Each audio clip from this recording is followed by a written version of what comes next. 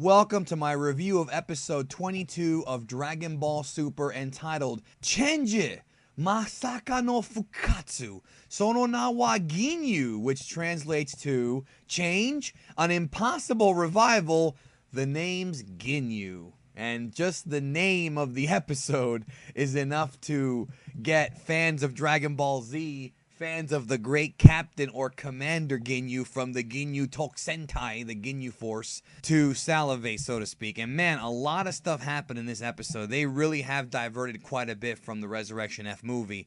So Tagoma powers up, and the one thing I was talking about Laughing Stock Media about the other night is Tagoma's jump in power from being at the level of Dodoria to now being able to essentially be one of the strongest characters in the series is like maybe the biggest leap in power in the history of the entire series. I mean, it has to be a tie between Tagoma and Frieza, right, in this arc.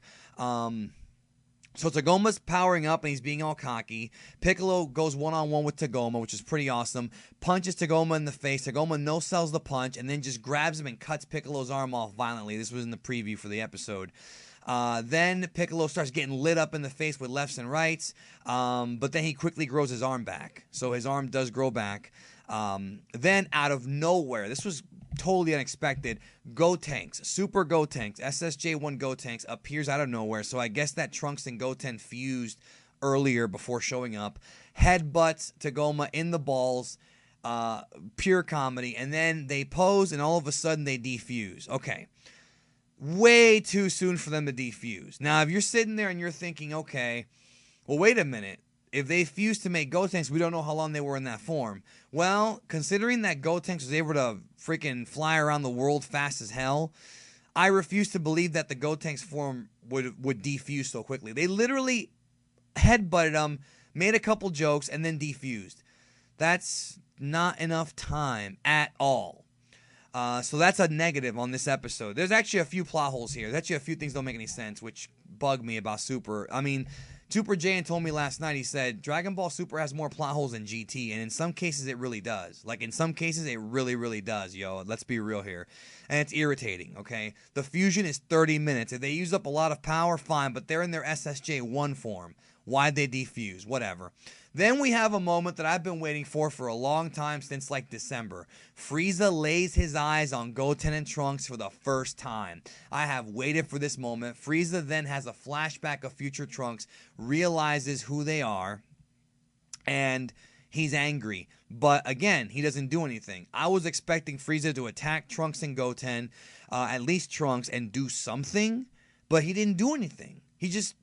why? Why didn't he attack? Like, I don't know.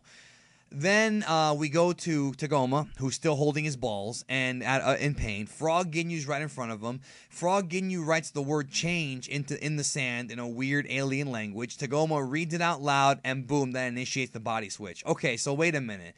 I understand that. Okay, I kind of get what they're doing in that Tagoma said change and that initiated the technique. But that doesn't make sense because the only one who can initiate, as far as we know from Dragon Ball Z, the Namek arc, the only one that can initiate that technique, the body change technique, is Ginyu himself saying change.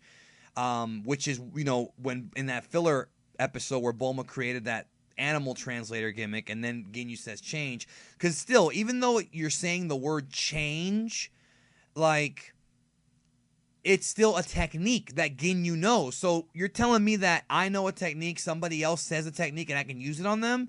That doesn't make sense. That does not make any sense at all. Like, if it's Ginyu's technique, he should be the one to say the command, not anybody else. Like, it's just, that's a bad plot hole.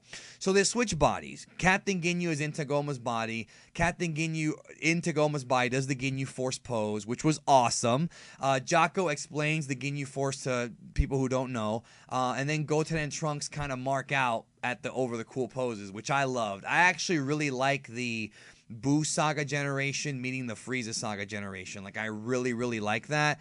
I thought it was very fun. I wish they would do more stuff like this, maybe with Majin Buu being involved in this battle, but I don't think he will be. But nonetheless, I love it. I love that Goten Trunks interacting with Ginyu and Frieza from, several arcs earlier. We then have a flashback of Ginyu's fate on Namek, which again, another somewhat of a plot hole, because when Kid Buu blew up the Earth and they summoned the dragon resurrected everybody who had been killed by Kid Buu who wasn't evil. Or Majin Buu who wasn't evil, whatever.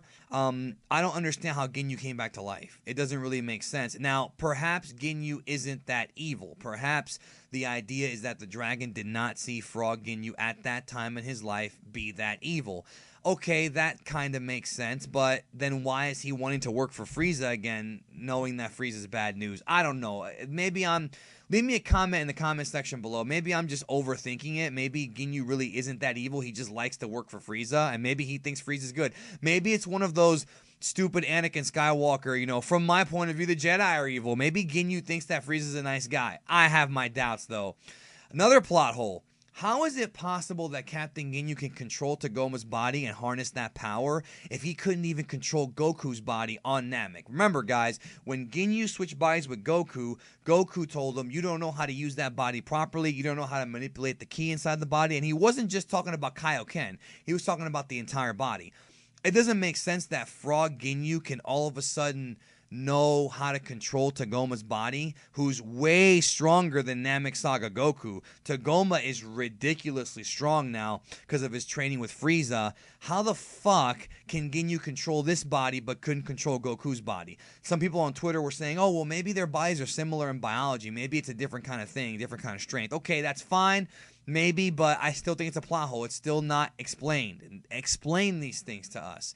So Tagoma's freaking out, powering up, or Ginyu inside Tagoma. Bulma then calls Whis and tries to get Goten and Trunks to help them call Goku and Vegeta there with the parfait.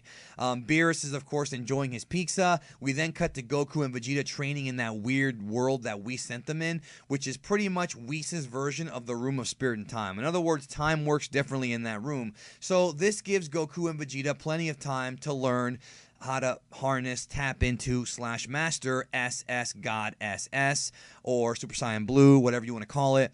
Looks like we're going to get that in that room, but we might not actually see them learn it. We'll see. But they were in there, and it's explained that that room has like no time or whatever. So Tagoma then starts kicking Gohan's ass in Ginyu and Tagoma's body. Just really fucks him up.